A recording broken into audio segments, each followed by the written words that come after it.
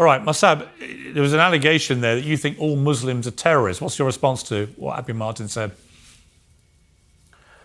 Well, this is Abi's desperate attempt to discredit me. I'm a man of the field. I fought against Hamas as part of legitimate intelligence organization, against savage group that were targeting civilians in suicide bombing attacks, waves of suicide bombing attacks that they killed people indiscriminately.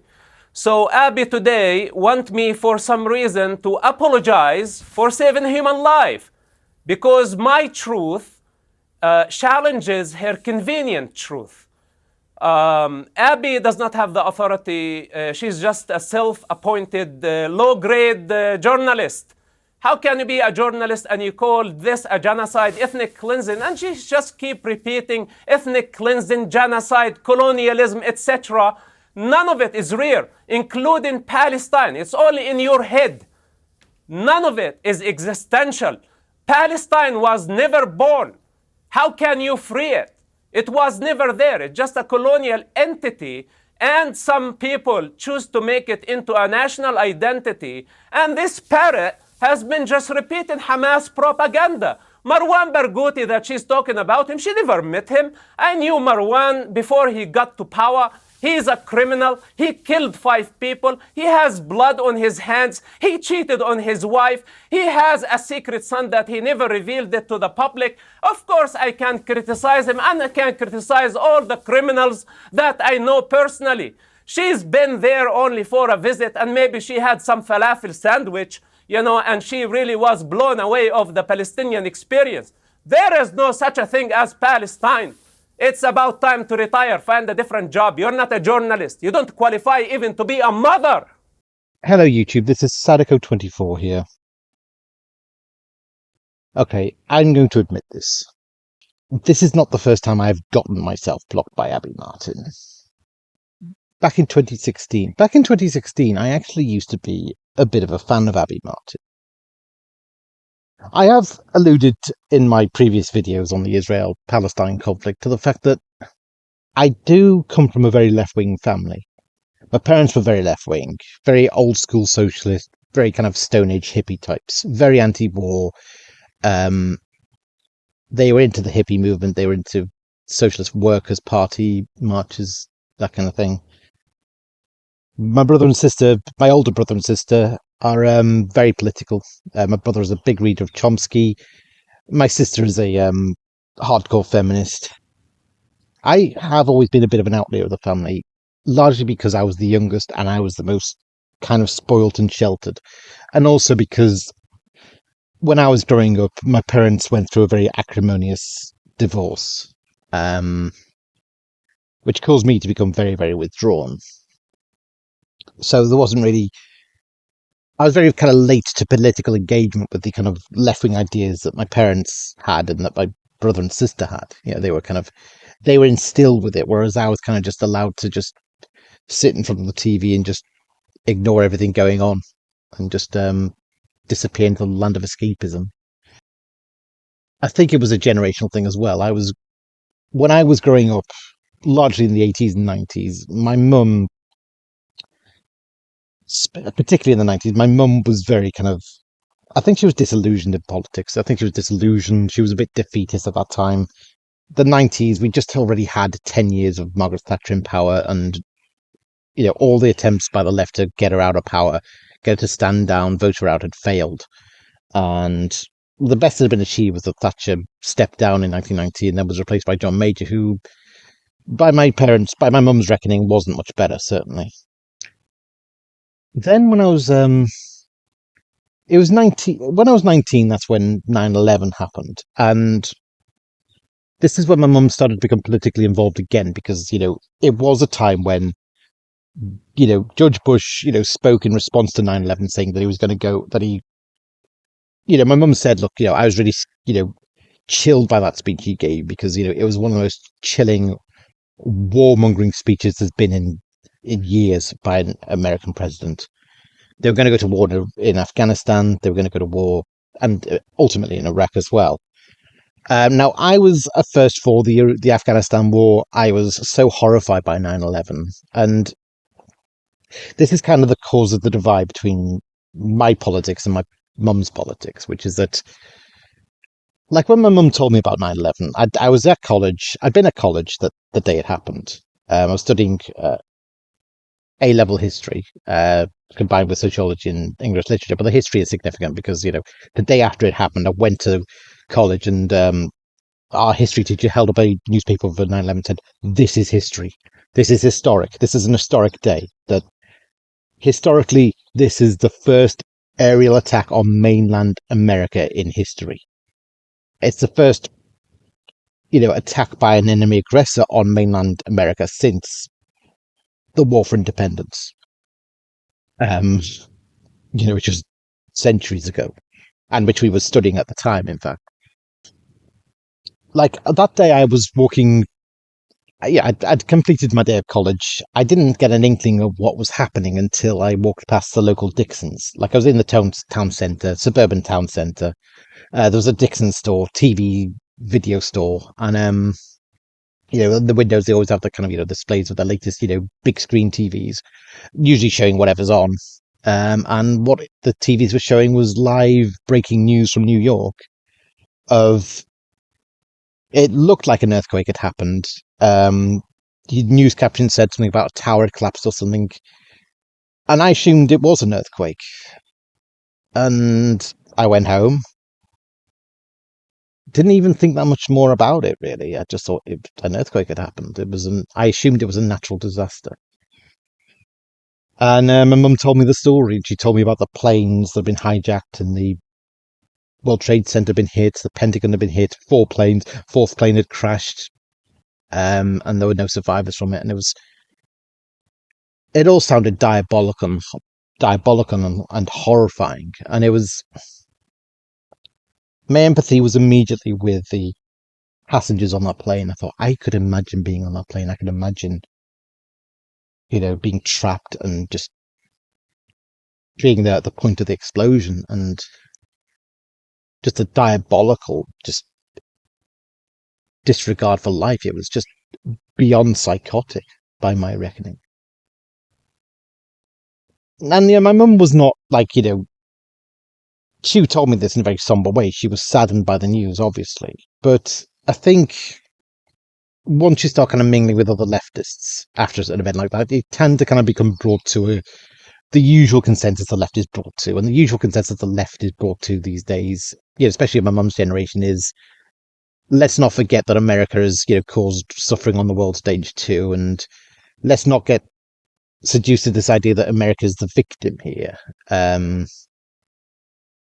The focus has to be on, resisting the propaganda that is going to lead us to a war in Afghanistan in which more people are going to die. And my mum is, she's very anti-war. Like, she remembers the Gulf War. She remembers seeing some of the footage from there of, American forces just opening fire on retreating Iraqi soldiers who were, young kids, really. Young teens, cut down in their prime. She's telling me about it. She still tore up about it then. It was still really saddened her. And I think that's where I was still kind of alienated by my that brand of politics. It was like, I found it a bit distasteful how they were always drawing, false equivalents between what America's done on the world stage and what Al Qaeda did that day. I couldn't articulate it very well, though, and ultimately, these people are your elders, so you tend to think they're more well-read than me. They're also, unfortunately, more stuck in their ways than me, because of their age, because of just their background. So, because I was having conflicting feelings about the Afghanistan war anyway, like, because you'd see news footage showing what life is like in Afghanistan. Like, at first, when it was announced that they were going to go to war, I thought, yes, take revenge, destroy bin Laden, destroy Al Qaeda. These are evil people. We've got to kill them. And then you saw the footage of Afghanistan, and you'd see kind of the Taliban, whipping women who were wearing burqas, whipping women who was just deemed to be not wearing the burqa sufficiently, providing sufficient covering. And you also saw, starving children in their bed. Seeing the look in their eyes and just thinking, God, I do feel sorry for these people. Now I feel sorry for them, and I dread what's going to happen to them because of what America's, the bombs are going to be dropped. It's like, but it's like being between those kind of political camps of wanting revenge, but also between the moral confusion and the conviction, this ideological conviction that there's some kind of moral false equivalency between Al Qaeda and America at best, and at worst that Al Qaeda are supposedly the freedom fighters, which is there's a view that a lot of the left seem to have at the time, and still persisted. I just couldn't really place my convictions anywhere except at the back of my mind, just hoping. I hope at the end of this, Al Qaeda are hit with a major defeat. Now, I went along with the anti-war protest against the Iraq war, but that was partly because it made much more logical sense to me that, look, what does Iraq have to do with Al Qaeda? It's a stupid idea. But even then, I didn't have conviction in it. I didn't have conviction in the idea that, I just was not on the same wavelength of the people at those meetings. But and I think that speaks to the disconnect I've always had with my parents, with my mum's generation of politics. I was sentimental about 9/11. I was surrounded by people who were not in the least sentimental about it, about the tragedy. And they refused to be. They were kind of saying, you ignore the propaganda that's going to try to draw us into war. I got to say, privately, I thought some of the things they were saying were about the false equivalence were frankly crass and tasteless. And I was secretly thinking, look, if your cause is wanting to urge people towards the path of peace and forgiveness in this, then I hope to God they are not listening to you, because the thing you were saying is so offensive that it's not going to dissuade anyone from a path of revenge at all. Far from it. You're just rubbing a sore wound for them all the more by being so crass and insensitive. But they were in that echo chamber. It was clear they were in an echo chamber in hindsight. I mean, I couldn't really articulate why their false equivalence was wrong until I started reading Christopher Hitchens many years later. And he did say, he'd say, well, look, point is always compared to, America's war crimes in Cambodia or Vietnam or whatever. And he says, he did say, yes, America has committed war crimes. What it has never done, however, when it was bombing Cambodia, at least it was not trapping innocent passengers in the bombs it dropped and sending them to their death. There is something far more diabolical about what Al Qaeda did compared to anything America's ever done. It's a whole different dimension of evil, a whole different dimension of warped ideology. It's a death cult. You cannot compare that to what America is about at all. America has some kind of pragmatic interest in the world. Al Qaeda is just a death cult. I'm very much troubled by your remarks about the need to stand up and fight this Muslim jihad. I have no time for oppressive religion of any stripe, but I think you are well aware of the long history of crimes committed by the British government in Iraq, the United States government in Vietnam, and today in Iraq and Afghanistan. And I'm wondering how you can possibly say that it is Western civilization, the civilization of the colonizers and the oppressors, who do it all, of course, in the name of liberation and democracy, how this is not the fundamental problem, rather than what you call the jihad of what I consider to be the response to the crimes of U.S. and European imperialism. Well, there you have it, ladies and gentlemen. There you have it. You see how far the termites have spread and how long and well they've dined.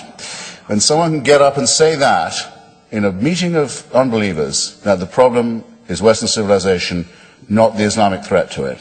That's how far the termites have got. Now, as a matter of fact, sir, I could have asked that question 50 times better than you did and answered it 50 times as comprehensively. If you like, I can, without conceit, refer you to a biography of mine of Henry Kissinger. That is a compendium and anthology of the war crimes committed by the United States and its allies in the Third World and elsewhere, and a call for those people, those responsible, to be arraigned for crimes against humanity and war crimes. It's a cheap paperback published by the New Left Review that anyone can get hold of, and I can't recommend too highly.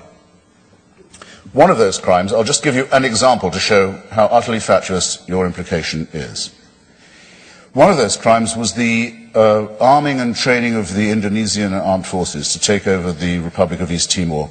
Some of you are no doubt aware of this terrible atrocity. It's one of Noam Chomsky's best campaigns in writing, leading to the very near physical extirpation of the people of East Timor. A genocide more comprehensive than Cambodia, taking place a little afterwards, with our weapons, with our diplomatic protection, and with the endorsement of Kissinger and Ford. Hands up those who roughly remember this. Okay, not as good as I'd have liked, but still, and sad, but bear it in mind and look it up. Now, what are some of the items of the Al-Qaeda bin Laden manifesto? Well, oddly enough, and this was to my surprise, I thought it would be lower down. Item 3 in the charge against the West is that it reversed course on East Timor, tried to undo the genocide, brought East Timor to a referendum on independence, sent Jose Vieira de Mello, one of the greatest, Sergio Vieira de Mello, one of the greatest UN civil servants, to East Timor to supervise the transition to independence and the election, and made East Timor the newest member of the UN. Bin Laden says, "For this we will never forgive the Christian Crusaders and their imperialist friends. They took away a republic from a Muslim land, Indonesia." Most of the people of East Timor, by the way, are Christian and speak Portuguese. A detail. For this, we will never forgive them. For this, that was the reason they gave for blowing up the UN office in Iraq, because that's where Melio was sent next, with a truck bomb of explosives so enormous that it must have been borrowed from the former Iraqi army and Ba'ath Party. That's the reason they gave for blowing up the Australian tourists in Bali, in Indonesia, and the Indonesian taxi drivers who were servicing that resort, because they couldn't forgive the West for its behavior in East Timor. In other words, if you want to avoid upsetting these people, you have to let Indonesia commit genocide in East Timor. Otherwise, they'll be upset with you. You'll have made an enemy. If you tell them they can't throw acid in the faces of unveiled women in Karachi, they will be annoyed with you. If you say, we insist, we think that cartoonists in Copenhagen can print satire on the Prophet Muhammad, you've just made an enemy. You've brought it on. You're encouraging it to happen. So unless you're willing to commit suicide for yourself and for this culture, get used to the compromises you'll have to make and the eventual capitulation that will come to you. But bloody well don't do that in my name, because I'm not doing it. You surrender in your own name, leave me out of it. I'm going to fight these people and every other theocrat all the way. All the way. I kind of snide it away first chance I got, because it wasn't a nice environment to be in, really. I just didn't feel, they weren't really my people. Wasn't really my niche. So in terms of that disconnect between myself and my mum's generation, I think it was after the Syrian civil war, after the migrant crisis and the rise in ISIS terror, that I think I got more confrontational in my arguments with my mum about that Islamic terrorism was the real evil here. But she was very adamant about her position that, the America was the great power on the world stage. It distorted everything. It caused grievance. It distorted everything. Its influence distorted everything on the world stage. And so basically, she was of the belief that whatever was wrong with the Islamic world, America had to be to blame somehow. And I scoffed at it, and she actually started to argue back at me and says, Go look up the School of Americas. Look up what America did in Latin America. Look at the way that it had this military school in America that brought in and indoctrinated the generals and soldiers and fascists that ended up controlling Latin America in the 70s and 80s. And, the torture methods they developed, that basically America produced complete psychopaths to turn on their own people, to massacre their own people. She was saying that as far as I'm concerned, that's what's happened with the Muslim world. We groomed bin Laden back in the 80s and the Mujahideen in the Soviet-Afghan war. We groomed them to be this guerrilla proxy. And they became our blowback. They became our Frankenstein monster. They turned on us. It's like, it's America that turns tribe against tribe, and it produces psychopaths to do its dirty work for it on the world stage. This was, of course, now this Latin America, a lot of this was happening during the 1980s, 70s and 80s, when, of course, America was deep into its Cold War with Russia, and it was trying to stem any potential of a communist influence on in the world. It was trying to prevent communist rebels from gaining a foothold of power. And in Latin America, the way this was done was by propping up particular dictatorships, particular military, really ruthless, murderous militaries. And a lot of them, when you did the research, you found that a lot of them were not just funded and backed by America, so long as they were right-wing, so long as they were putting down, a left-wing opposition. But, a lot of these generals, they went to school in, military schools in America, and they were taught the most psychotic methods of, most amoral methods of torture and control of a population.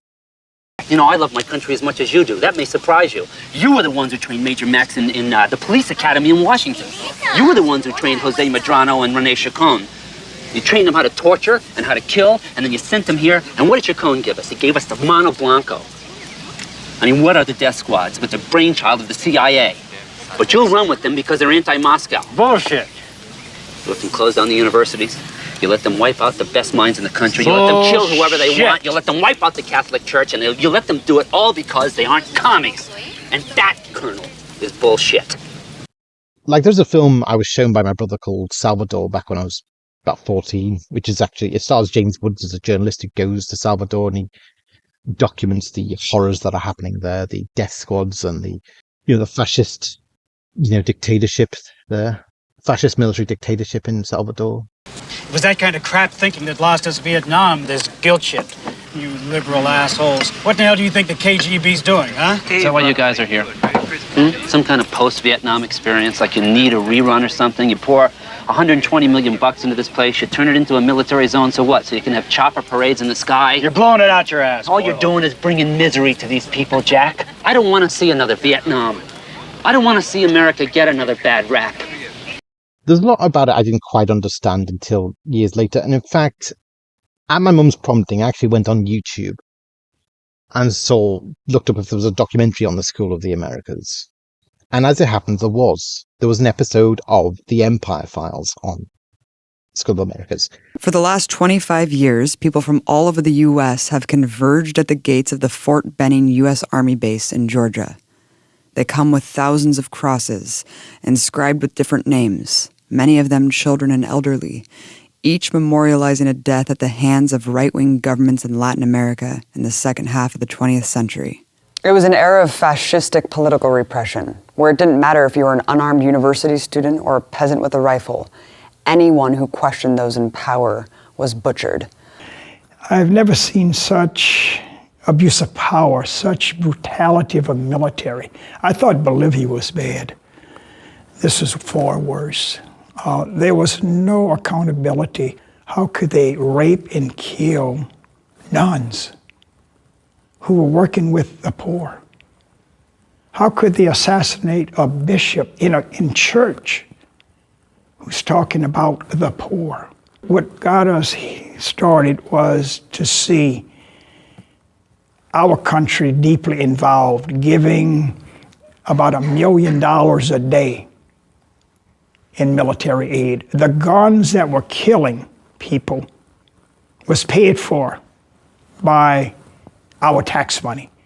But the big thing when we learned that those who did the killing not only used our guns, they were trained in the United States at the U.S. Army School of the Americas at Fort Benning, Georgia. The killers were trained at the U.S. Army School of the Americas, or the SOA, which has existed at Fort Benning, Georgia since 1984. It was first established in 1946 and hosted in U.S.-controlled territory in Panama, before falling out with one of the school's star graduates, notorious Panamanian dictator and cocaine trafficker, Manuel Noriega. The SOA operates under the United States Southern Command, one of the empire's massive military units designated to control each part of the world.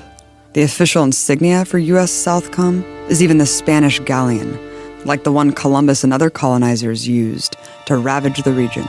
According to its website, the school's mission is to provide doctrinally sound military training to the nations of Latin America, while promoting democratization and human rights in order to maintain military-to-military cooperation in the region. Yet democracy and human rights quickly went by the wayside. The link between the School of the Americas and widespread war crimes in El Salvador was undeniable. The 1992 United Nations Commission on the Truth for El Salvador found SOA graduates prominent among both the rank and file and leaders of all the most high-profile assassinations and massacres. One report found that on March 12, 1981, U.S.-backed death squads massacred everyone they could find in the village of El Junquillo. Over 70 civilians were murdered, 40 of them children. All of the women in the village were raped before being executed, including girls under the age of 12. Of the 3 officers cited by the UN, 2 were SOA graduates. Now, The Empire Files was Abby Martin's pet project. It was this series where she would do documentaries about, the dark side of the American empire, the dark side of American hegemonic influence on the world stage. Domestic corruption, the kind of crimes that America will be party to overseas when it's not held to the rule of law, when it can get away with it, and when it suits their capitalist interests. Abby Martin was this kind of modern journalist, very kind of glamorous, but very political and passionate, and very kind of, very much railing against, the American influence of the world. So very left-wing, ferociously left-wing. And, it was a neat actual documentary series. It was bite-sized, about 35 minutes long episodes. But, in a bite-sized way, got across the, and it was, it's like the Empire Files. It was kind of based on the idea that you're getting a kind of, you're getting the details, you're getting it's all condensed, all the details of what happened. And I thought it was a lovely format. I actually became a subscriber. I started watching the Empire Files more often. It put me, sometimes she would interview authors from the left wing, and who kind of explain, like she'd interview authors like Vijay Prashad on what was actually going on in Syria and the Arab Spring and in Libya. She would interview Max Blumenthal quite often on the Israel-Gaza situation. Today I'm sitting down with Max Blumenthal, investigative journalist and commentator on Israel and the struggle in Palestine.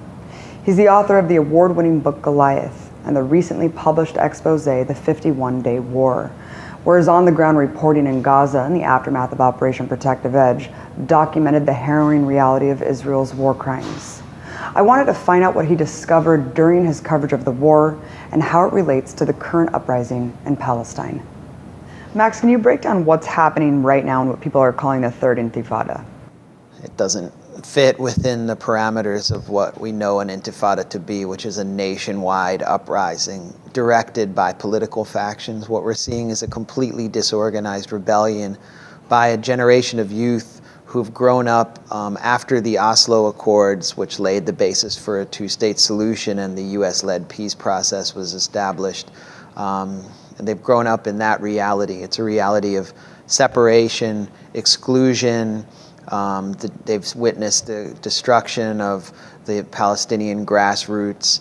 All of the institutions of Palestinian life, especially in East Jerusalem, have been virtually eliminated. In the West Bank, they've been folded into the PA and the NGO infrastructure. And they've seen very little opportunity or hope The occupation has deepened and tightened. They watched a 51-day assault on the Gaza Strip and felt helpless. They've seen the Palestinian de facto leadership in Ramallah, the Palestinian Authority led by Mahmoud Abbas, coordinate security with their occupier and sick their Palestinian forces on them, carrying out raids, for example, at Birzeit University. And so this generation has decided to act on its own. This has been building for a long time. But now that this generation has come of age, they're lashing out at their occupier. They're going out and demonstrating at the friction points of occupation. So for example, at the checkpoint at Beit El in Al-Bure outside Ramallah, there are regular demonstrations. They're throwing rocks and Molotov cocktails at heavily armed soldiers. The series as a whole seemed to kind of explain the world situation as a case of that nothing is so simple as, it's just these terrorist groups versus the West. It was about the idea that, terrorist groups are just proxies of a greater superpower. The superpowers groom psychotic proxies. Saudi Arabia grooms its proxies and its Wahhabi schools. Iran, of course, groomed Hamas in its UNRWA schools. And America has groomed psychotic proxies in Latin America. Well, it groomed them in the School of Americas on, American soil. And it sent them to Latin America to be their proxies. And I mean, the School of Americas was significant because it kind of taught me to understand that left-right divide may not seem like it matters much within the democratic free West.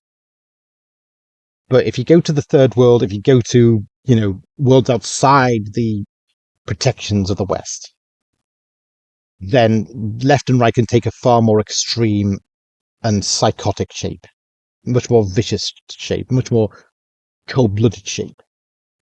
You get right-wing fascism in charge of, Salvador and Chile. And it's not this kind of, debate forum about, socialism good or capitalism good. It's literally, if you have the wrong ideas, we're looking to liquidate you, prevent the spread of your ideas. It's, so in a way, I think that was the appeal of the Empire Files, was that it got me to kind of relate a little bit more to my mum's political worldview. And I think it got me to expand my own worldview. It got me to kind of actually check out a lot of these left-wing authors. It got me to do a lot more reading than I'd done before. I have some books by Max Blumenthal still on Israel and Gaza, which I started reading the 51-Day War by him. And but seeing his conduct on Twitter lately, where he's trying to create fear that Israel is taking over America and it's instructing our laws, and that's why the police are being brought in to crack down on these deranged protesters. He's saying, this is proof that Israel is controlling America, and the guy is Jewish, and yet he's still trying to stoke this anti-Semitic conspiracy. And that's the point where I'm thinking, okay, I've got 2 books by him. Maybe it's time I burnt them. Maybe it's time I filmed them being burnt, in fact. But I didn't know any better at the time. Like, I showed a clip of Max Blumenthal in my video on The Darkness on the Left. I showed a clip where he was being interviewed on Breaking the Set, and he was arguing that Israel was being utterly amoral and disproportionate.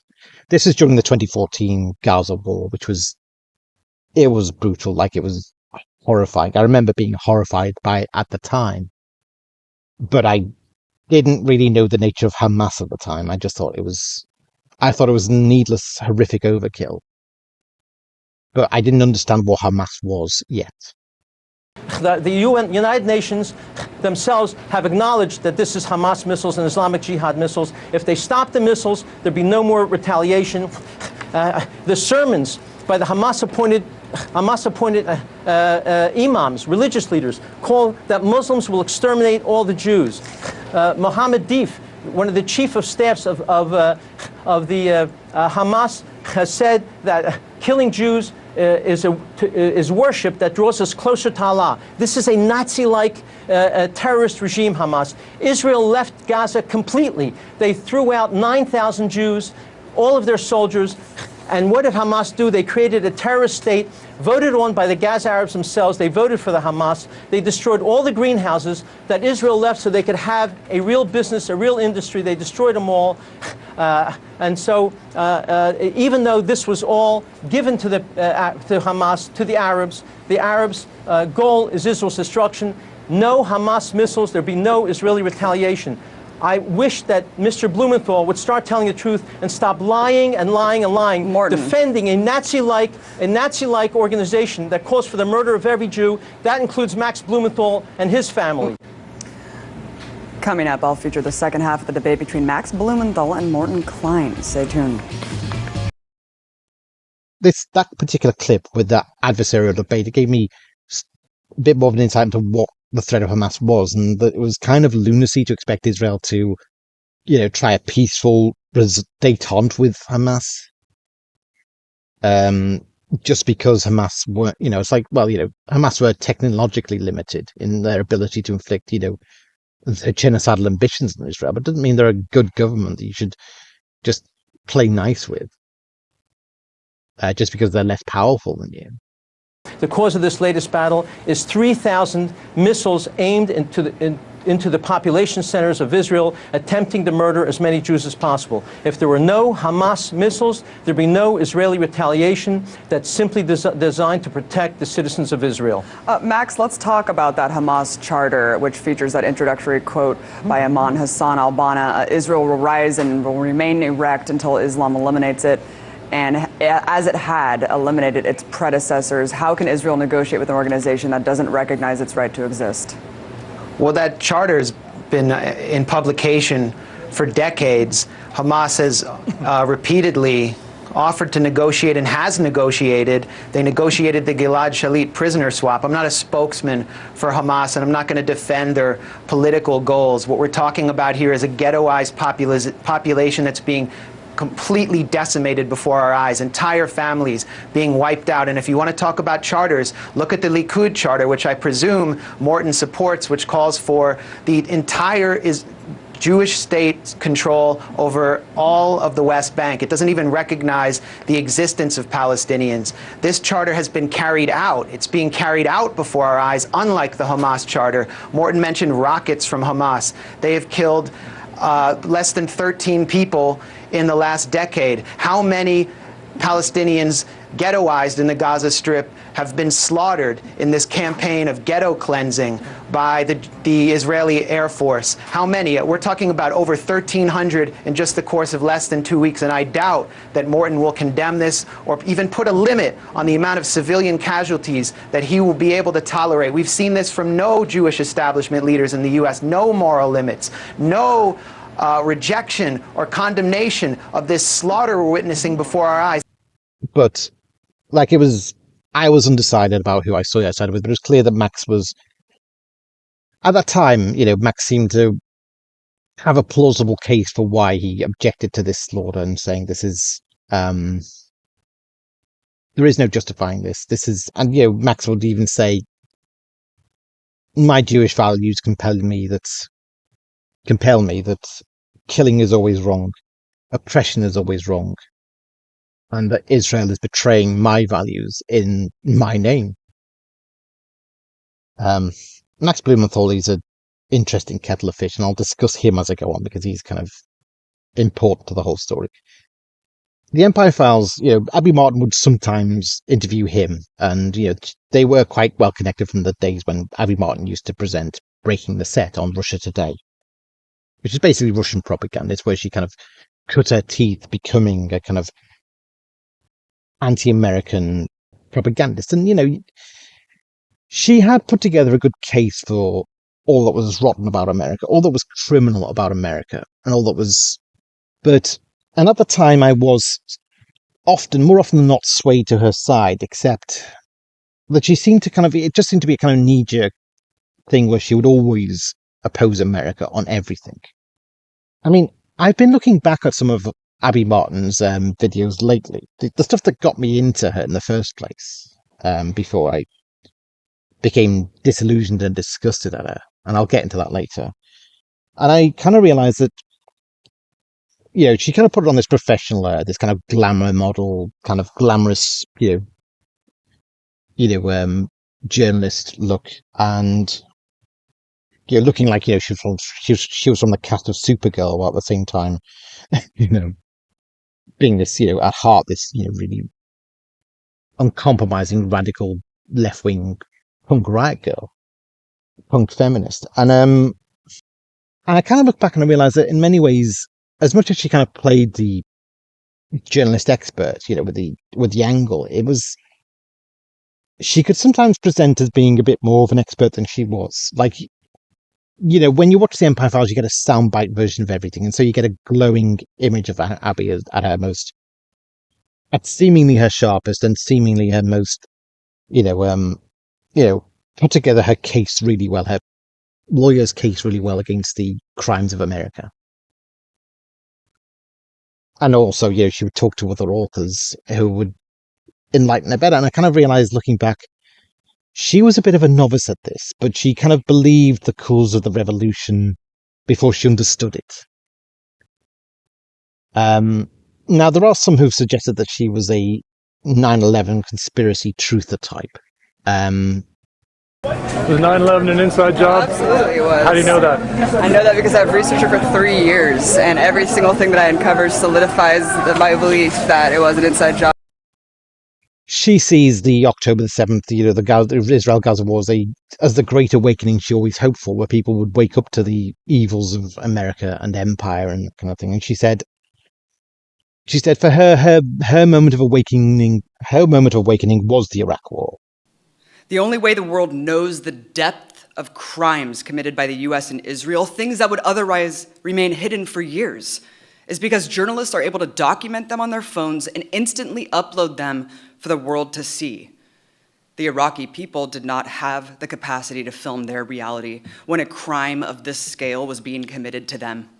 They had no ability to break through the lies and propaganda disseminated by our so-called free press. Instead, it was whistleblowers like Sergeant Joe Darby who leaked the infamous Abu Ghraib torture photos, which dealt a major blow to the US war effort. Imagine, for 1 second, if the Bush administration locked up the CBS reporter who dared to publish those.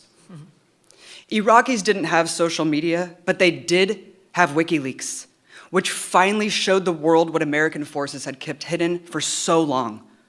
Washington worked very hard to control where journalists could access and what they could and could not report. WikiLeaks was the antidote for that lack of free press during what was the greatest atrocity in the modern era. But she framed it very much in the language of, that it was racism and Islamophobia that, there was a media interest in kind of keeping the racism and Islamophobia going, the fear of Muslims, and that's what got us to justify going to war in Iraq, and that the war was all about kind of, based on American exceptionalism, based on demonizing the other. 9/11 presented another golden opportunity for the empire. It exploited fear and tragedy to pillage resources across the Middle East. Its threat clear: conform to our rule or face destruction. At home, the empire ensured a permanent war economy by institutionalizing the collusion between government and big business. In 2008, the Government Accountability Office found that a startling 52 of the biggest defense contractors employed over 2,400 former generals, senior executives, and officers. A whopping 70% of the top generals who retired between 2009 and 2011 stepped directly into positions in the defense industry. Lobbying for war is even more blatant. Of the top 10 corporate PAC donors in 2015, half were defense contractors and war profiteers. And what do you know? Turns out that the top 4 politicians with the most authority over defense spending are also the top 4 recipients of defense behemoth Lockheed Martin. The bedrock of America is the myth of democracy, that somehow empire will dismantle itself if the right leaders are elected. that it was all couched in racism. Now, what Abby Martin means when she says it's couched in racism, it's the idea, well, look, how is it that we have a society that accepts that these Middle Eastern wars are going on, that our soldiers are killing, innocent civilians in another country, unless we have this racist worldview that, well, we don't care because their life matters less than ours. We think that we should value all life equally, and Iraq proves that we don't. It proves that our society has a racism to it that holds one life above another. And she was saying it's not so much that, and but that goes to the top, and it's like the idea that the motive for going to war is profit. Oil in Iraq. That's always the given theory as to why Iraq happened, although certainly it was Michael Moore's theory. But the idea is, it's based on the idea of American exceptionalism of, we go to war because we think we have the right to go to war. We have the right to get this, it's this idea that, our lives matter, their lives matter less than our lives. And as it happens, moreover, their lives matter less than our profits. And she says it's couched in racism. That was the kind of the worldview she had. But do you ever feel that it's almost like you're absorbing too much because you are looking at all the problems of all the people, 7+ billion around the world, and all these different horrific injustices? I try to focus on what I can do, and what I can do is challenge my own government. And, as an American citizen living in this society, I think that the U.S. empire and the Pentagon is the source of a lot of problems around the world. I look at the world as complex. I mean, you have to understand the issues that are going on, especially with foreign policy in terms of the colonized and colonizers, the oppressed and oppressors, and the U.S.'s role as well as other previous empires' role in shaping the world as it is today. And a lot of the problems that have arisen are because directly U.S. foreign policy, whether it be the global war on terrorism, whether it be terrorism in general. I mean, that, drone strikes basically cause terrorism. Whether it be the environmental crises, the Pentagon is actually the largest polluter in the world, more than 140 countries. That's essentially every country in the world almost. A bigger polluter than the top 4 chemical companies combined. So it all kind of stems back from this notion that, the U.S. is the world's largest empire that's ever existed, and it needs to be stopped to save humanity. And so as an American citizen, I look at all of the problems and I understand that there is like a very common root, and I can do something about this common root. And if you're looking at domestic problems, the lack of healthcare, the lack of education, I mean, Martin Luther King called it decades ago. He says, a nation that spends more and more on military spending is facing social death. I probably butchered his quote, but that's essentially the spiritual death, I think is what he said. But I mean, that's exactly what's happening is when we're squandering all of our money, bolstering up this huge global empire, we're not taking care of our people at home, our brothers and sisters at home. My empathy extends as an internationalist all around the world. I feel for my brothers and sisters in Palestine, Yemen, everywhere. But I can only do what I can do based on what my government is doing. And it's doing a lot. It's doing a lot of horrible things. And it's time for us to really acknowledge what those horrible things are, because we need to reinvigorate an anti-war movement in this country. And it is something I wrestled with because I was around my mum's kind of, peers who seemed able to turn on their, seemed able to kind of, direct their empathy at the poor people of the world and switch it off for the people who died in 9/11 in Manhattan. Or at least, it was a kind of a secondary issue. It was a side issue. It was something they could not concern themselves with because, as quite a few authors have said, 9/11 was inconvenient to their narrative, their worldview. Their worldview was that America was never the victim on the world stage. And 9/11 kind of proved that it could be. And indeed, it also proved that there were far worse, more evil forces out there than America. I mean, I used to be friends with Burnshaw, who some of you may know from the streams that were done with the Gobster and John the White on Why We Love Doctor Who. The Scottish guy, big fan of dinosaurs. I knew him from the Doctor Who IMDb boards back in the day, before they closed down. We talked quite a lot on Facebook back in the day. He was always talking about how he was really bothered by the SJW influx into science fiction fandom, into Doctor Who and that kind of thing. But he had kind of formed this view that, SJWs were kind of a detriment to the kind of old school leftism that he was raised on by his parents. And he had there was one video of Abby Martin's that he really liked, which was the one she did on exposing Hillary Clinton. As the circus of the 2016 presidential election grinds on, Hillary Clinton has posited herself as the candidate of the people. But not many candidates of the people have vacation homes in the Hamptons that cost $200,000 per month, or hang out with the world's billionaires. It's hard to know who she really is. While once being a proponent of Donald Trump-type positions like building a wall at the Mexican border, supporting torture, and opposing same-sex marriage until 2013, today Hillary Clinton presents herself as the anti-Trump, anti-Republican candidate. Because she felt, this was during the presidential race leading up to 2016, the one that Trump won, of course, in which the left went completely insane. But the mood was already in the air that, that Hillary had to win as a victory for feminism, and that it was misogynistic to criticize her.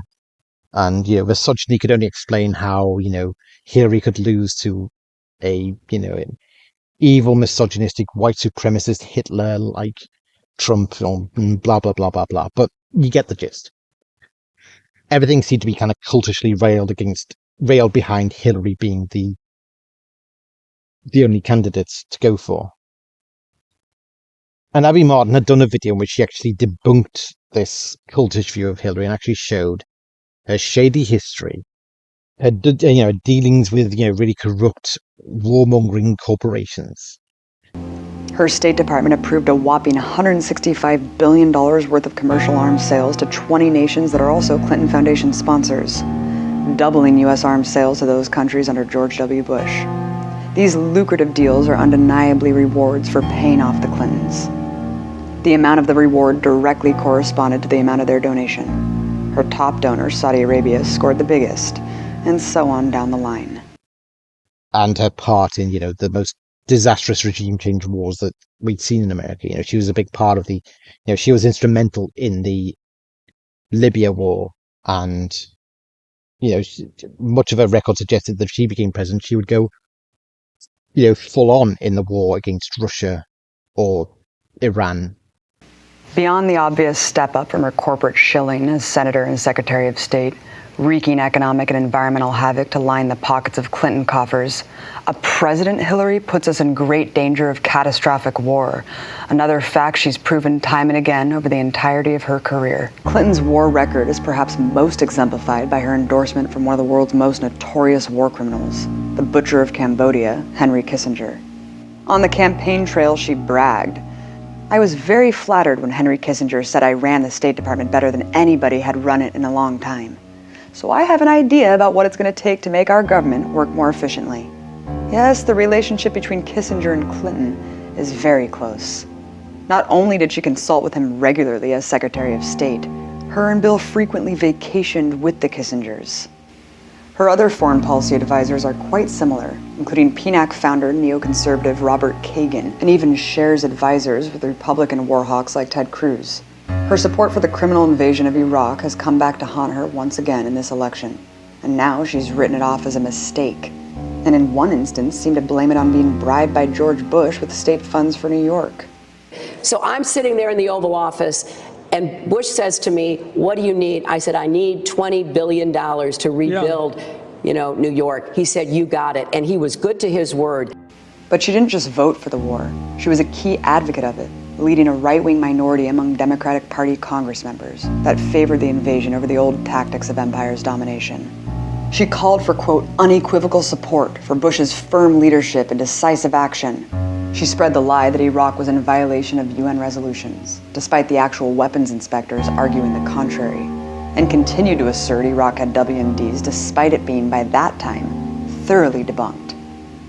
As the US and Iraqi body count grew and complete disaster ensued, Hillary still went around the country asserting that she had no regrets giving Bush total authority to invade and occupy Iraq.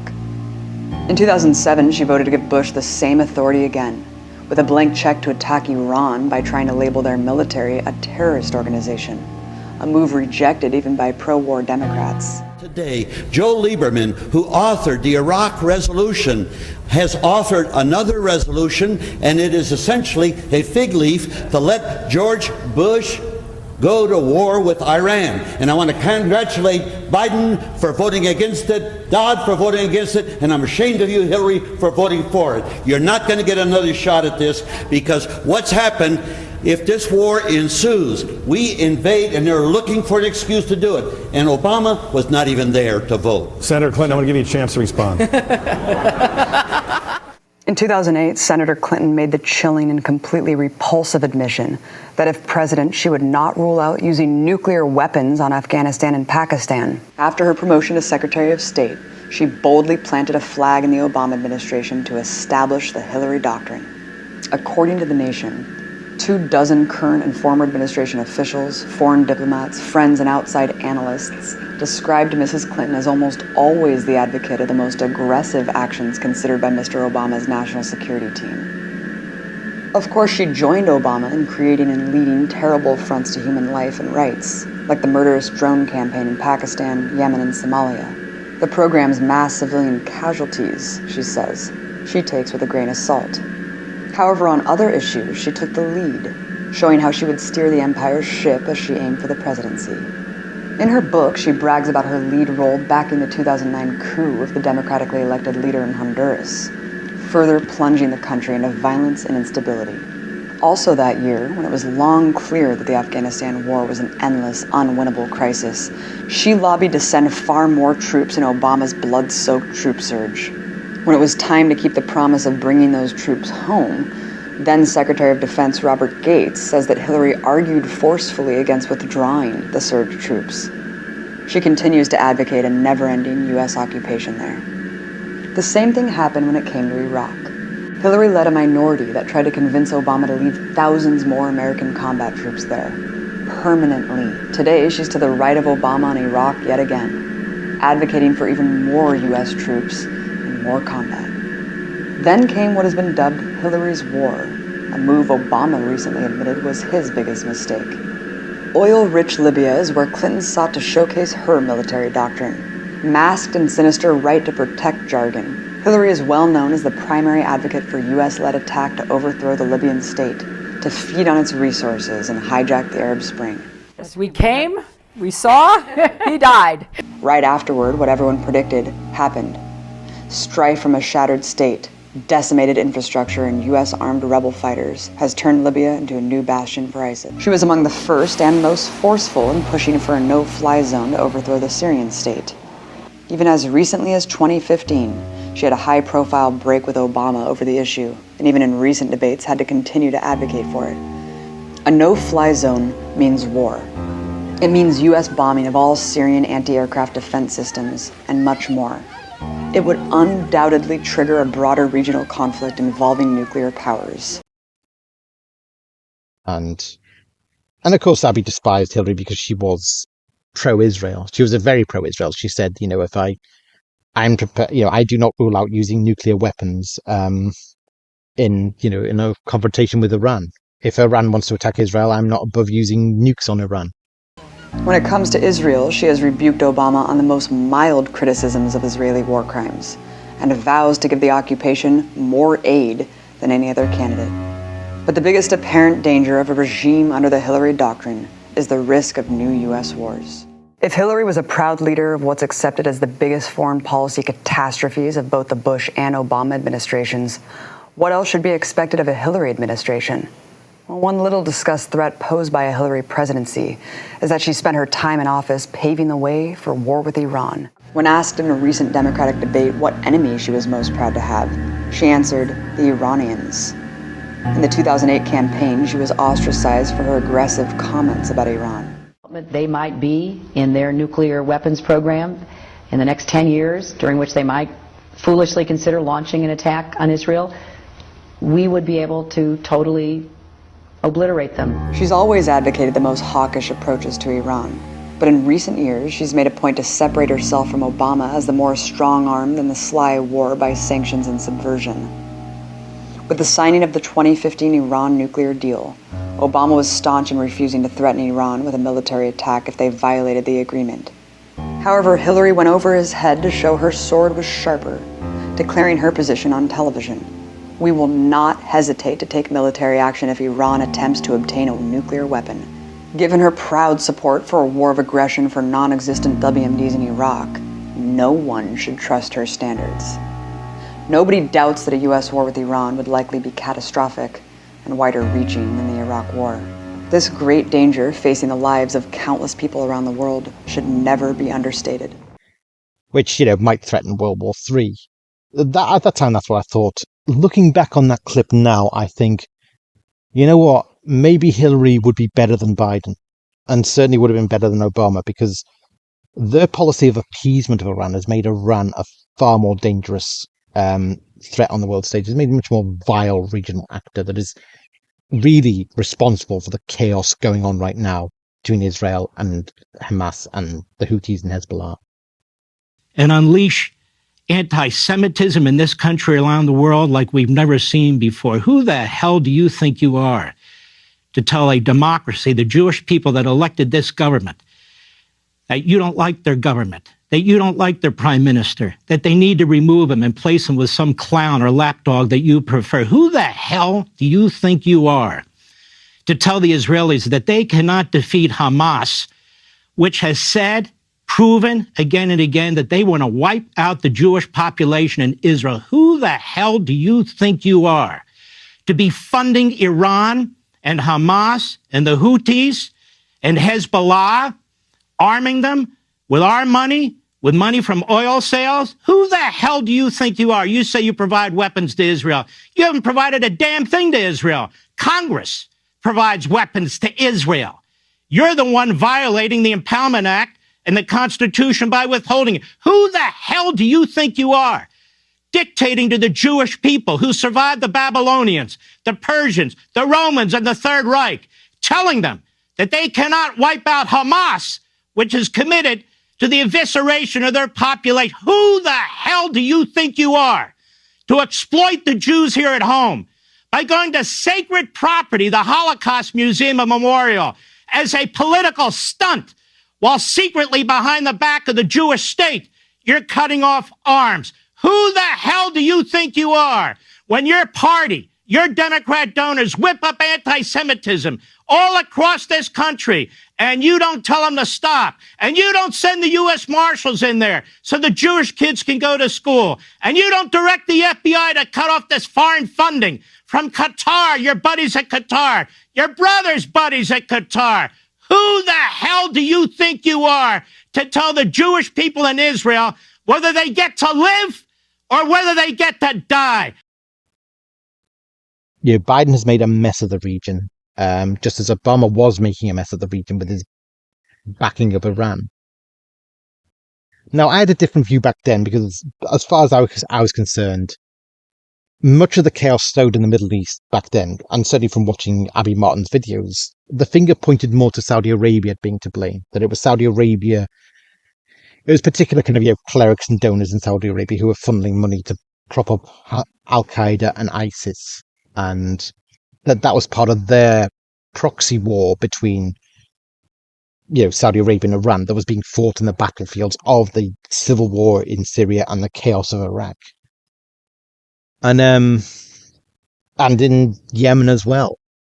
So if there's one thing the United States people of the United States needs to consider, is this, unbending alliance with a theocracy that is not only brutal to its population, but is providing the material for a counter-revolution around the planet. Saudi Arabia understands its region entirely through sectarian eyes. It sees the struggle in Yemen as a struggle of Shia versus Sunni, which the Yemeni people don't see exactly, like that.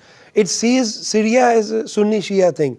In Syria, it's much more complicated than Shia and Sunni per se. So they have a sectarian viewpoint. since the 1960s, backed by the Americans, they have pushed this sectarian view on the world, not merely this region. If I asked you, Abby, let's make a map of where Al-Qaeda recruits from. One of the stunning things you'll discover is from the 1960s, the Saudi-backed group called the World Muslim League, the WML, was funding groups in these exact places because Saudis were funding this from the 60s. They opposed Arab nationalism. This was their game. So this is the major American ally. There's a terrific WikiLeaks cable from 2005, again from Syria, where the Syrian political officer of the US embassy says, we have to back the Saudi game of increasing Shia-Sunni tension. So at that time I thought, look, Iran's a vile regime, but a move to overthrow it could just lead to another ISIS rising to the top.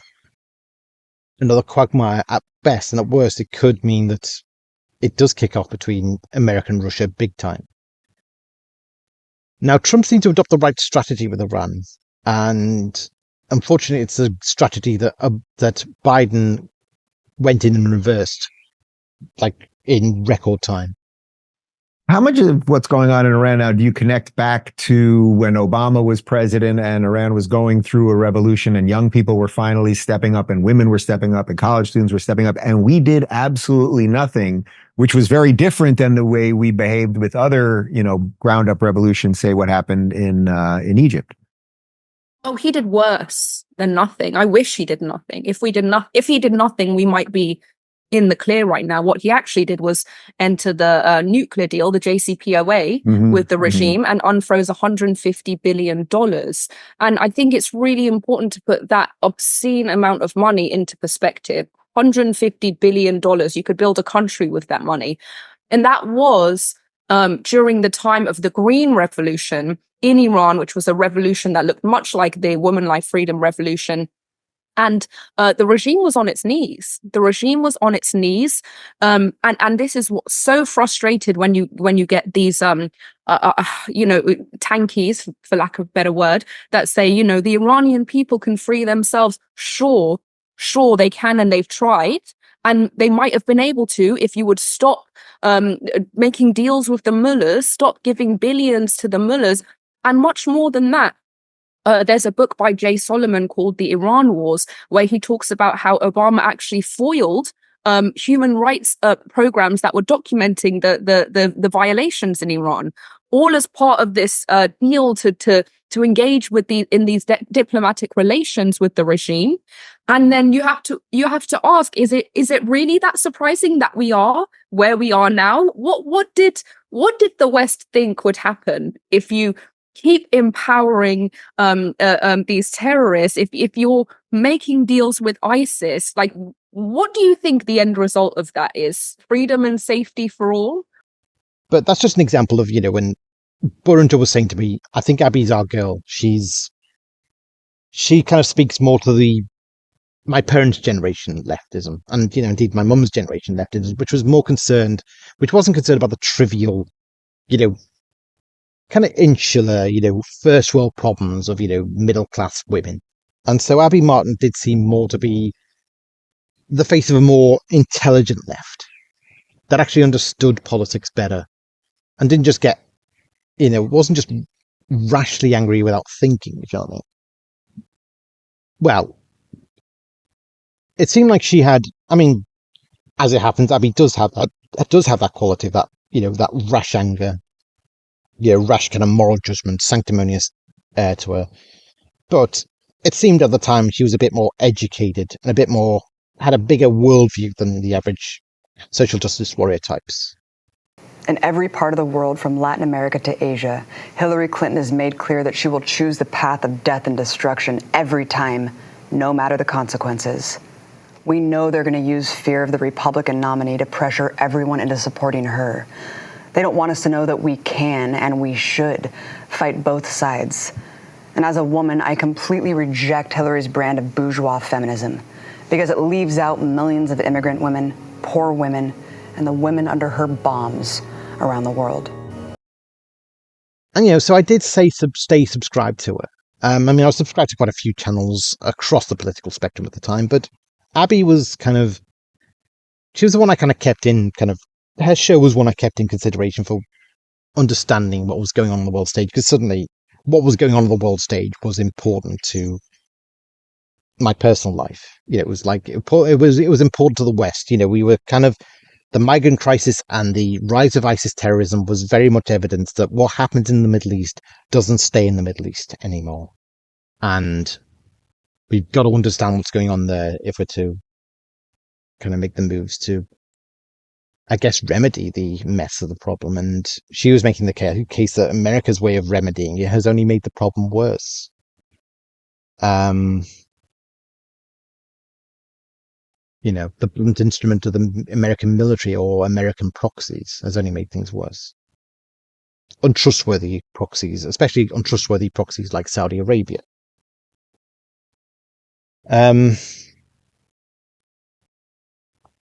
Now, it was clear that she had a big bone, a bone to pick with Israel. People have no idea I didn't even know what the hell was going on until I went to Palestine and saw how crazy it was. But what is it like? Give me your thoughts on your So experience. Everyone mistakenly thinks that Hamas controls Palestine. That's not true at all. There's 3 different areas that were drawn up with the original partition. It's the West Bank, which is totally under military rule by Israel, and then there's the Gaza Strip, which is like the open air prison, which they bomb the shit out of like every couple of years, and Hamas controls that area. And then there's Jerusalem, which is an international city center that both Arabs and Jews live in. But the West Bank has been occupied militarily since 1967, and it's complete martial law. There's checkpoints. All political parties are illegal.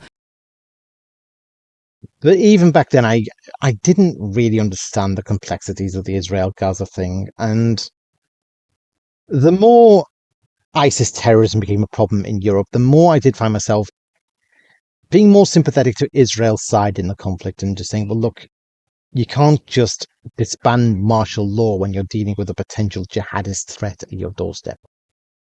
Now, she would say, what she said was American exceptionalism, which is really the problem.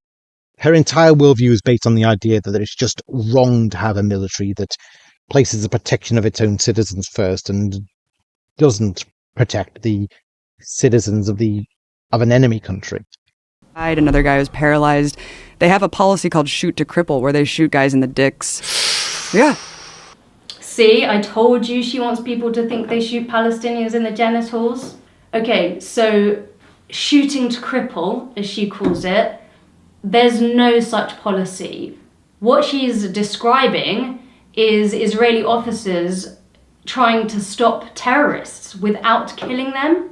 Somehow she's turned that into a bad thing. Would she rather they shot them in the head? The person who was driving us had just told us that a couple months prior to that, some woman, Palestinian woman, because you can't go to Jerusalem. Like, if you're Palestinian, there's like barely any Palestinians who are even allowed to go pray at the most holy site, the Dome of the Rock in Jerusalem. Barely any Palestinians who are even allowed to go pray at the most holy site, the Dome of the Rock in Jerusalem. Okay, so here she's just lying again. Every year, over 3 million Muslims, most of whom are Palestinian, ascend the Temple Mount to pray. It's actually Jews who are hugely restricted. Only about 12,000 each year are given permission to go there, and when they're there, they're not allowed to pray. So, yeah, just more lying. And you can't travel. And he was just telling us that months before we went through this checkpoint, someone was going through the checkpoint because they got a permit to go into Jerusalem, which is like a lifetime golden ticket, like Willy Wonka. And they're walking and she just got executed. And then... What? Yeah, she just got executed, and she was bleeding out at this checkpoint, and her little brother tried to help her, and they shot him too. And they're like hiding the video. Her language here and her Willy Wonka references do a really good job of conjuring up this image of Israelis murdering 2 little children in cold blood.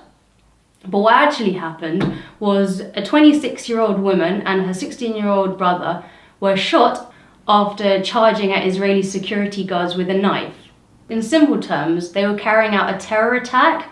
Would Abby consider the terrorists in Europe to have been executed by the state, or is it only an execution if it's an Israeli defending their lives? It's like she would want the military to be completely unfit for purpose, because And then a military that does not have a priority of who it protects and who it doesn't, in terms of it protects its own first and foremost. That's its duty. That's what it's sworn to do. An army that doesn't do that is not fit for purpose.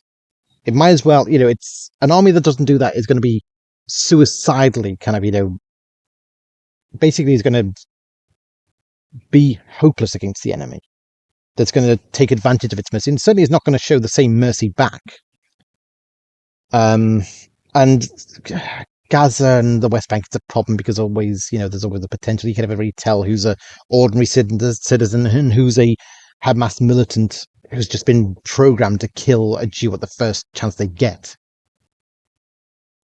I knew it was complicated, but I was not very well researched on the conflict. It just seemed a case of Israel at that point just seemed to me just another European state that was being racked by uncontrollable problems of terrorism. Only Israel, unlike Sweden and unlike France, was actually putting in, proper robust security measures to get a grip of the problem. Whereas I just saw, Europe just taking it and giving up and just accepting terrorism as a way of life.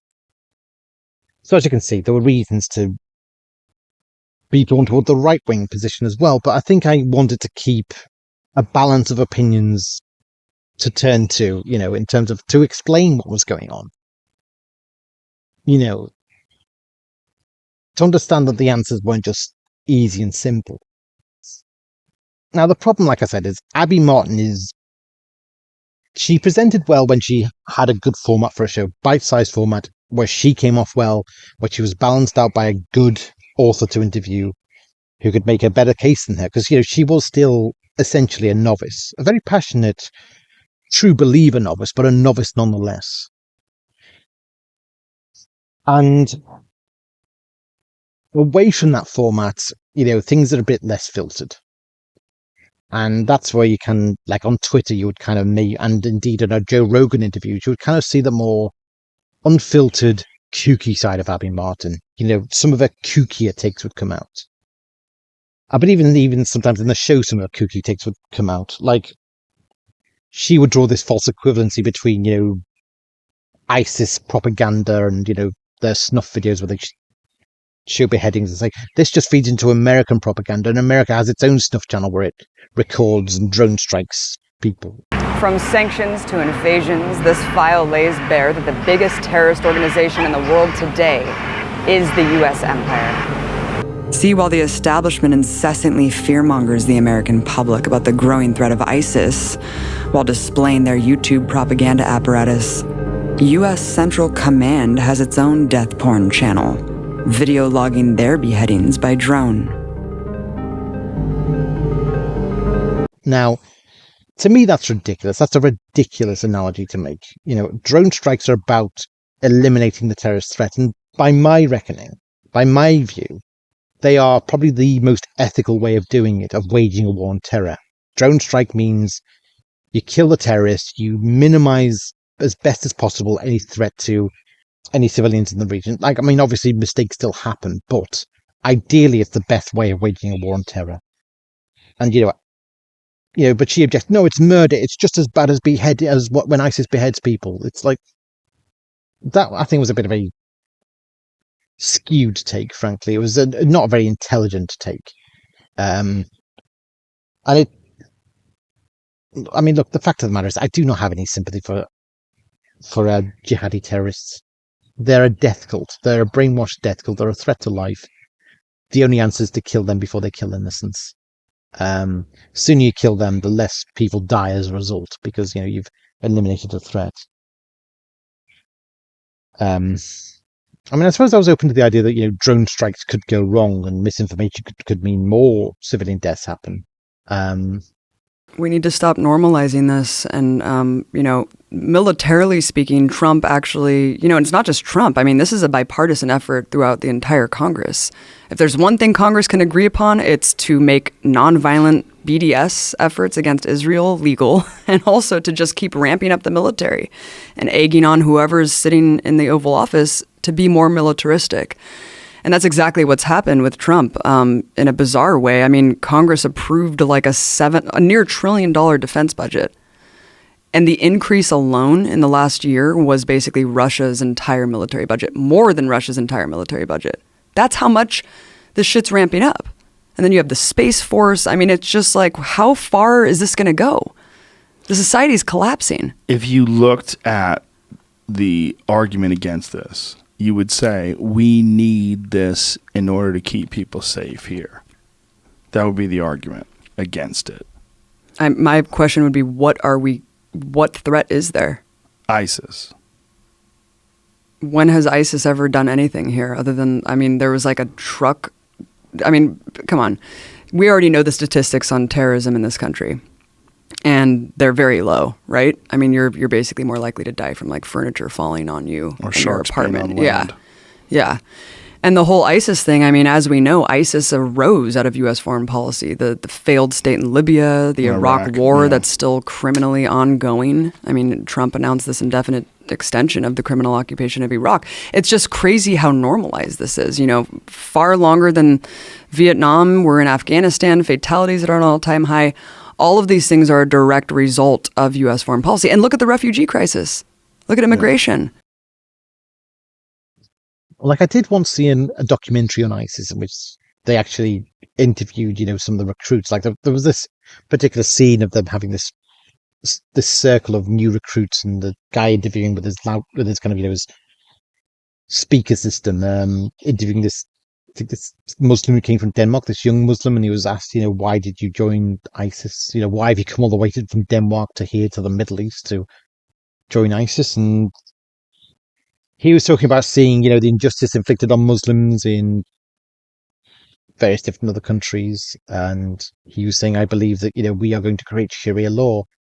Yeah, which we understand as a barbaric system. But the way he was describing it, he seemed to be a true believer in the idea that Sharia law meant justice, that the Western way meant injustice, and Sharia law meant justice.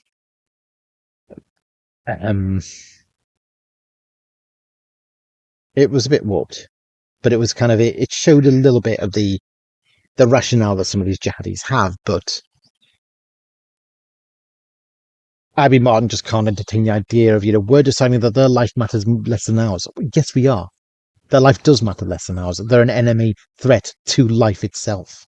They have no respect for life. This is, that's why we kill them. We kill them because we care about life. And they don't. That was one kooky take she had. I think in the Joe Rogan interview, she might have misspoke, but I do vividly remember her saying that she felt that, like, she was talking about, this is propaganda. It's like, that it was almost as if she was talking about ISIS propaganda as a tool of Western propaganda. It's like, it was just so warped and skewed to say what ISIS is doing is just part of Western propaganda against the war machine. It's like, no, it's almost like eliding responsibility for what ISIS were doing, almost making out ISIS weren't doing it. We were just being misled by propaganda that they were doing it. And it's like, I'd seen ISIS footage by this point. I'd seen the massacres they committed in Iraq on fellow Muslims. The kind of ambushes they do, the way they just kill people in cold blood. Like, I saw one clip of them doing an ambush on an army informant's house in Iraq, I believe. And they dressed up as Iraqi soldiers. They went in, did a raid, said, "Who do you work for? We want your details. Who are you?" And they say, "Look, I've got my details. I got my pass. I inform. I've been given information to you. Contact my superiors and this and that." And at the end, they're saying, "You do realize we're not the Iraqi army. We are the Islamic State of the Levant, in Iraq and Levant." And he kind of gives this kind of mirthless laugh about, "Oh," and then they shoot him in the back of the head. Kind of knows that he's doomed. You'll never convince me that that's nothing to worry about. Like, the left, the 2016, 2017, that was the time when the left was losing control of the narrative.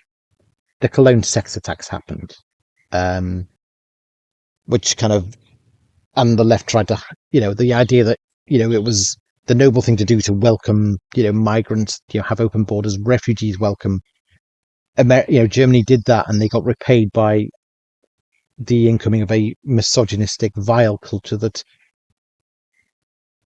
just went on a rape and molestation rampage for fun, for kicks, because of their hatred of Western women, many of whom had probably been behind the idea of welcoming in these supposedly desperate people. And it's mixed up, of course. Some of the refugees that came in were desperate. A lot of them were chancers and scummy kind of, criminal migrants who just will lie to get into any country and claim any benefits of luxury they can. And they're just really horrid people. They're just scum. They're just horrifically bad people. And then, of course, there was the Sweden truck attack, which was the ultimate. It was like, this, like, going back to, my parents' generation, this whole thing, Al-Qaeda's just blowback from the suffering that's been caused by the West. It's like, well, yeah, but why was Sweden attacked? But then when Sweden got attacked by jihadists, it's like, Sweden is the most generous, one of the most generous humanitarian nations in the West. It's welcomed the most refugees. It's exported the most foreign aid. And it's not part of NATO officially. And yet even they've been attacked by these jihadis. It's like kind of, at some point you got to click that these jihadis are just fascists who hate our way of life and think that we deserve to die for our way of life. But that didn't really fit with Abby's framing of it. And she even said, I think on one point of the Joe Rogan podcast, she literally did say, and she might have misspoke, but she did say, I just can't believe the way that, I just don't like the way that, I just hate the way that, the West is, demonized as ISIS. And I was like, wait a minute. Demonizes ISIS? ISIS aren't being demonized. I knew ISIS aren't being demonized. ISIS are demonic. Now, the first time I got blocked by her, I forget when it was. It was years ago. It was when I had when I had a Twitter account that I lost during the 2020 BLM Summer of Love riots. I said the wrong thing about Jacob Blake, who got shot in the back by the police. Namely that I hope he's in a lot of pain. Yeah, but before that, I lost that account. I will never get it back. I've tried an appeal to try and get it back, and nothing's worked. It's gone. But I do remember, I think it was to do with Trump had dropped this, what was called the MOAB on Mother of All Bombs on an ISIS enclave in the cave system in Afghanistan. And apparently this bomb had actually destroyed a cave and literally killed 1,000 members of ISIS. And I don't think that's too many, frankly. I hate ISIS. They are evil people. But Abby Martin was kind of outraged at this, this warmongering, this insanity, and this whole, showing off the size of your bomb. It's just this masculine, Trump showing off the size of his dick by dropping the biggest bomb he can, kind of thing. And I wrote in reply, well, on the bright side, it killed a lot of ISIS. And that one tweet got me blocked. And I think after that, I stopped following Abby quite as much. Like, I'd still sometimes watch some of her episodes. There were some occasional nuggets of, good, interesting interesting takes in them sometimes. But after I think I realised that I wasn't really going to become left-wing as my parents were, certainly. And I should probably explain it. Like,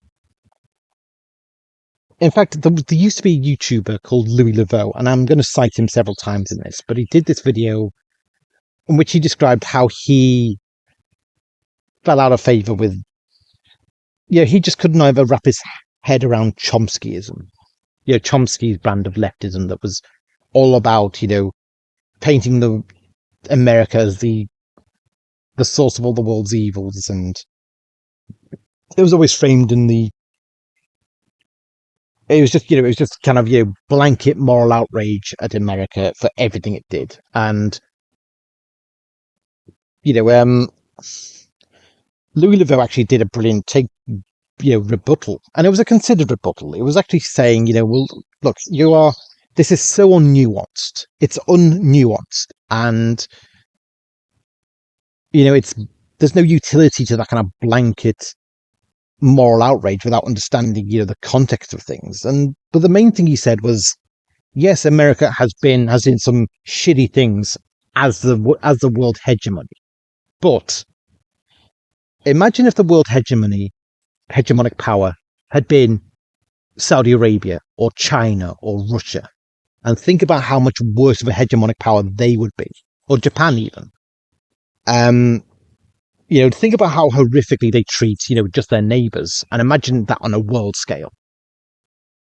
And he's saying, look, we are the hegemonic power. We have no choice but to act like the hegemonic power. And we could indeed be keeping something far worse. And, what we're doing potentially keeps something far worse at bay. And as it happens, that's what was happening in the 2010s. In Syria, in Iraq, and in Libya, we were losing control. Latin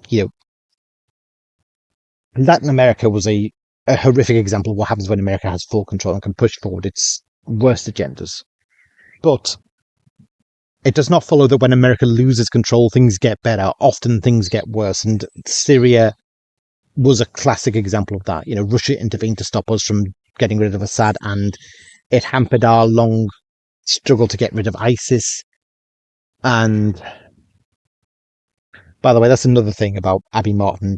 In one of her videos on the Syria war, she did say that she objected to the idea that we were going to start bombing Syria to get rid of ISIS without Syria's permission. When the Arab Spring started in 2011, the empire decided which revolutions were good and which were bad, pouring arms and money into police-state monarchies to crush legitimate protests from Egypt to Bahrain. But some movements were lauded by U.S. politicians as great causes for freedom, conveniently in countries whose governments they had long hoped to overthrow, and rushed to their aid. In Libya, the U.S. was able to accomplish its plan for regime change in less than a year, thrusting the country deep into misery. But in Syria, the regime change plan hasn't gone as smoothly. A list of changing rationales and goals have spanned the last 5 years. And history would judge us all extraordinarily harshly if we turned a blind eye to a dictator's wanton use of weapons of mass destruction. Millions of dollars in cash and weapons flowed to the rebel forces fighting to overthrow the government. Once ISIS rose to dominance, U.S. officials said it was no longer about toppling Assad, it was about defeating the terrorist group in Syria without Syria's permission. And I was thinking, what, do you want us to wait until ISIS have beheaded so many victims? Shall we wait until we get permission from a war criminal like Assad? Before we start bombing Syria? Before we start bombing, what ISIS has claimed as their own territory? They've claimed it as their territory. It's no longer sovereign Syrian territory. We have every right to bomb ISIS. We have every imperative to bomb ISIS. They are evil people. We owe it to the world to rid the world of this evil entity. But that's by the by. So that was Louis Leveau's case. It's like, look, we've got no choice but to be the world hegemonic power. And as we were being slowed down in Syria by Putin, who kind of, extending his influence, and what Saudi Arabia had its agenda, Turkey had its agenda. It just became a mess of all these regional actors who had their sinister agenda that meant that there was no coordination to the war. It was just horrific chaos. So Turkey has played a game which has set it in a destructive direction, where in order to deflate the Kurdish balloon, it has gone to war against the Kurds. Not only the Kurds inside Turkey, they are bombing cities in Kurdistan in Turkey, but they are also bombing PKK and YPG bases in Iraq, where these people are training to fight against ISIS. You understand now, if you are an American strategic planner, you are using Incirlik base inside Turkey to bomb ISIS. Meanwhile, you're providing ground support to the Kurdish militias. Meanwhile, your ally, the Turkish Air Force, is bombing the Kurds. Now, what is going on here? And why should people like you and I explain this? This is not for us to explain. This is a question that the United States State Department needs to explain, and the Kurdish Foreign Ministry needs to explain. And it just showed, America in power may seem like a bad thing. America losing its power can be a worse thing. And look, the world doesn't. If America stopped being the world hegemonic power, the world wouldn't become this nice place where no one had ambitions to become the world hegemonic power. So maybe it's better the devil you know kind of thing. And it was brilliantly put. Sadly, Louis Leveau retired his channel some years ago, and he doesn't really put commentary videos out anymore. But I'll return to him later. He kind of became the voice I tended to go to more often. But anyway. 2020 was the year when I think I swore off the left completely. COVID isolated me from visits from my mum. I was doing a lot of kind of research on my own. I was talking to a lot of American Doctor Who fans as well. And, we're kind of building a community. And so suddenly, this wasn't just, I was suddenly a lot more concerned about America than I'd been before. And I mean, in some ways, I had a lot of time to do some reading of these left-wing authors I had. Technically, by rights, I should have emerged from lockdown a lot more left-wing than I'd been before.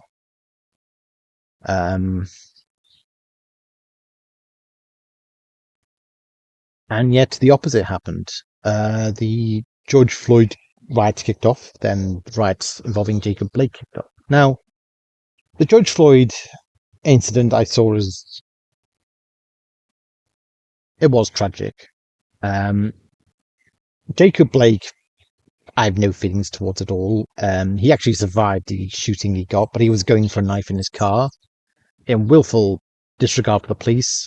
You can't just, mess around with the police like that and not expect to get put down. Jacob Blake, I could tell by the videos he was a scumbag. George Floyd had a bit of a shady past to him. And this is the thing, it's nothing to do with believing he deserved to die or anything. It's more, it seemed a bit like there was nothing about his shady history. Like, he didn't deserve to die, but I don't think he deserved to be lionized as some kind of, given kind of sainthood, martyred sainthood by the left as he was. He was an unpleasant person. He was an unpleasant criminal. And it just seemed to be this lunacy on the left. At the time, it was kind of, Antifa, kind of, this white masochism, like Alex, contemplative nerd kind of told me that, told us he did this stream, which he talked about, he'd seen these images, these clips of, these pictures of, white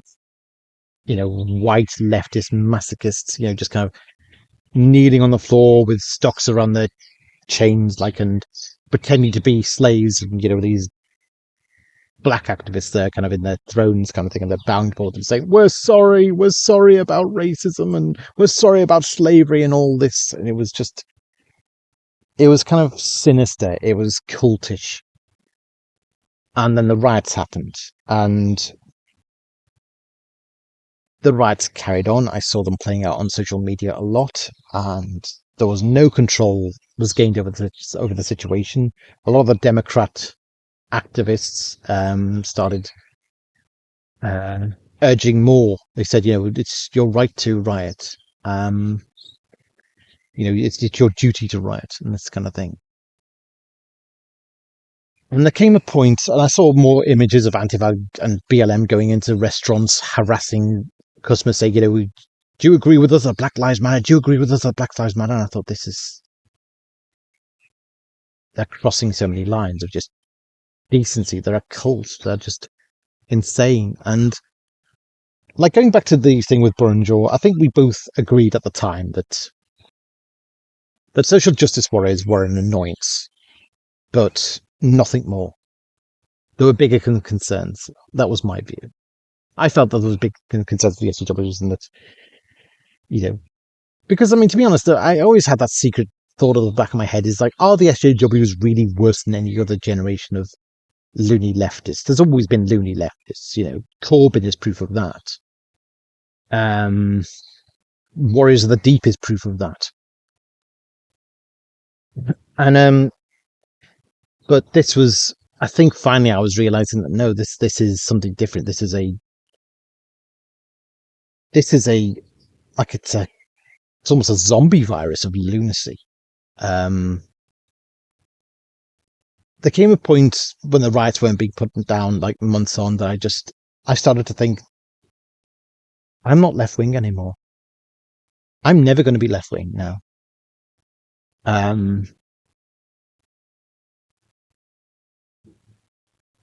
Like the left have drawn the line in the sand. They are insane. They've said you're either with our insanity or you're against us. And I took that as a okay, I'm against you. I've got no choice but to be against you. And I think I lost hope of any kind of moderate reform of the left by the moderates or by the dissidents.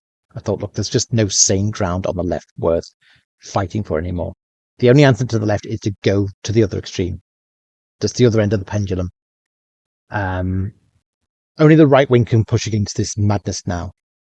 And I've got to be... That's where my allegiance is now. Because this is just insane. This is just chilling. This is like, it's... These people are a threat to the social order. They're not an annoyance anymore. They're a genuine threat to social order. It was about 10 days into the riots, and I went downstairs because I was exhausted. I was pissed off. I couldn't sleep. I couldn't watch Netflix. And all I wanted to do was try and tell these people live here.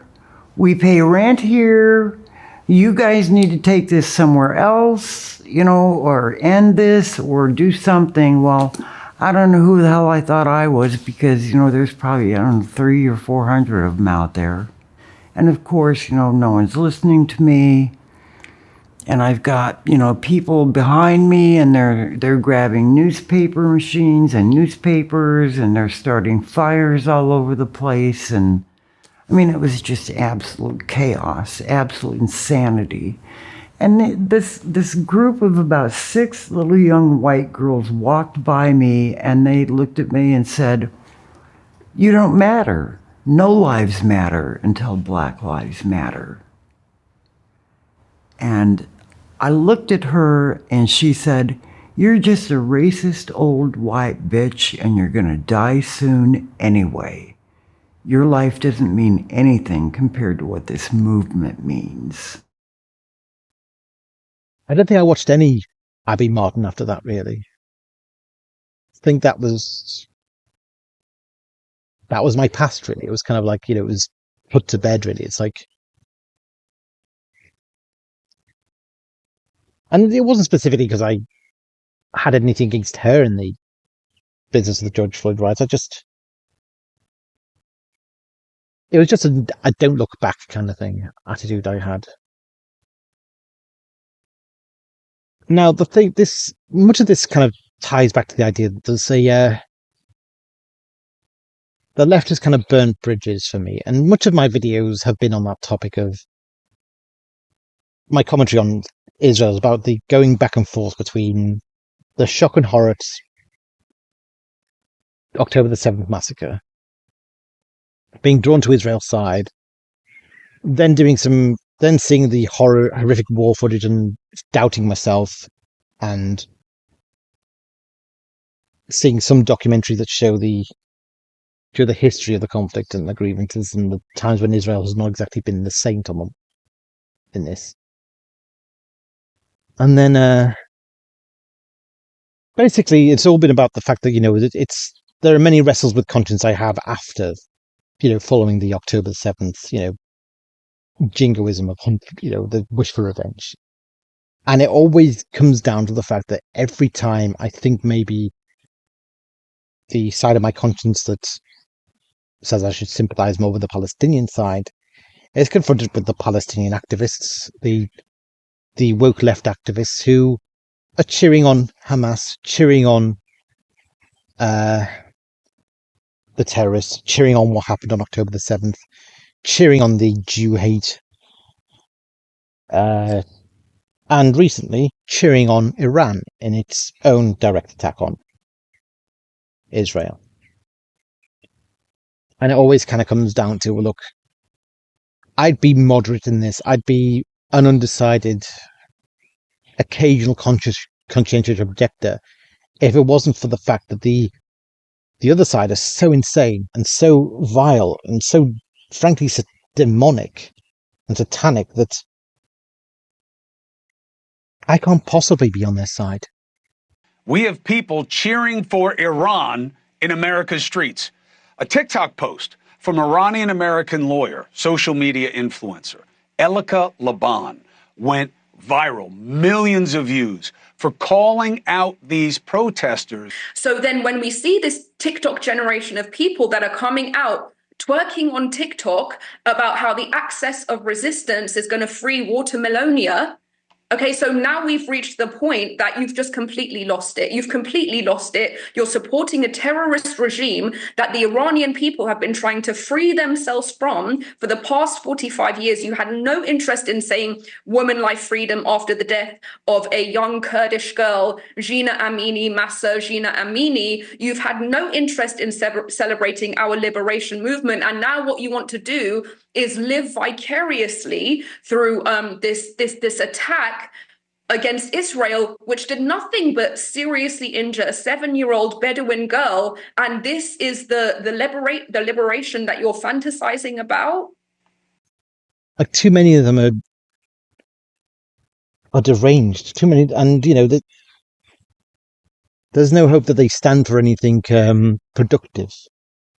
Those where they're following their path is going to lead to anything but the worst outcome possible, where Hamas wins, Israel loses its defenses and becomes a sitting duck to fascist Iran's agenda to wipe Israel off the map.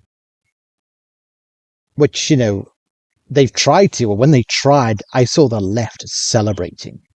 And I realized the left is not anti-war.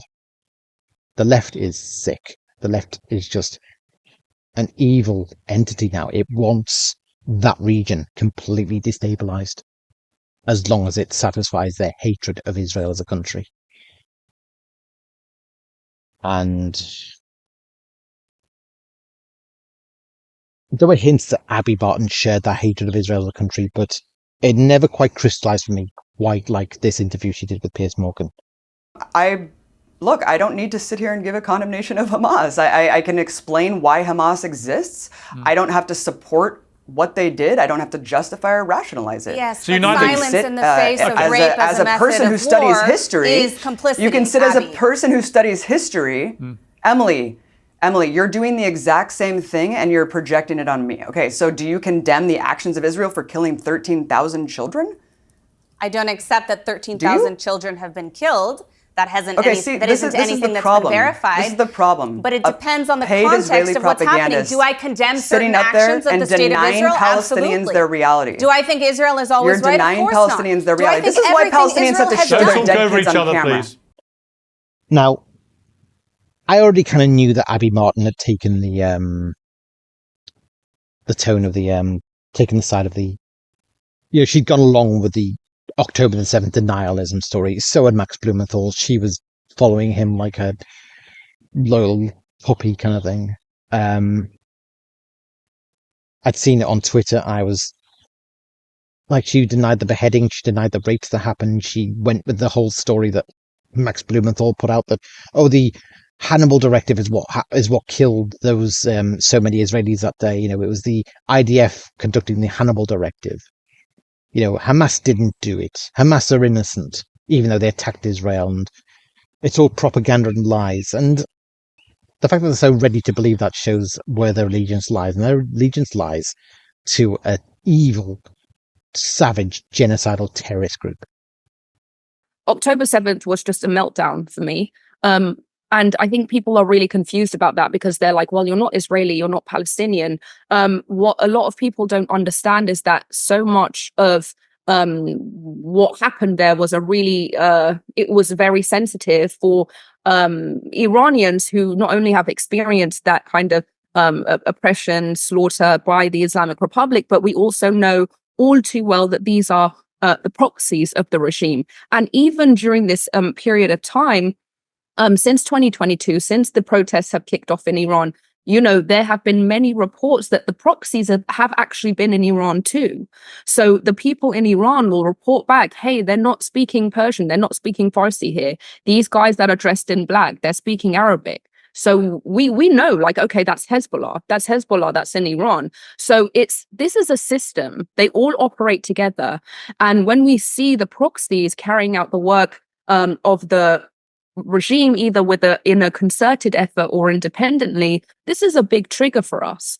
So from October 7th, it was just so jarring to come off of the heels of trying to get the world to say woman life freedom and pay attention to the people of Iran and understand, that this is a terrorist regime, to then turn around from that and October 7th say, well, these are freedom fighters. How did you understand that, but you don't understand this? So since then, it's just been a really, really exhausting, as you say, exacerbating effort to try and educate the West that these are not the heroes in the story, regardless of which side you're on, whether you're pro-Palestine, whether you're pro-Israel, whatever the hell you are, somewhere in between. These are not, have never been, and will never be the heroes in this story.